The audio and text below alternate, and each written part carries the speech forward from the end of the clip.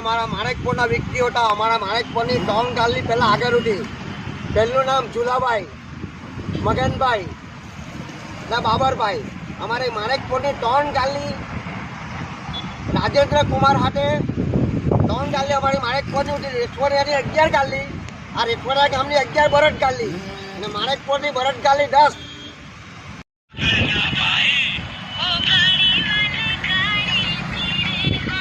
માણેકપુર આ જ જગા પરનો સીન ભાઈ. આ જે ગાલી દોડાવે ને ભાઈ, આ સીન.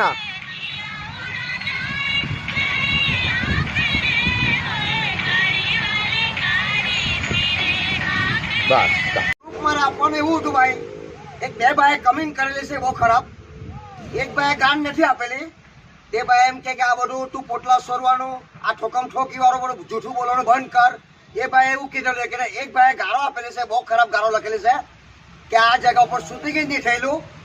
કમેન્ટમાં મને ઘણી ગાળો આપેલી છે. એ ભાઈને મેં બ્લોક કરેલો છે મેં.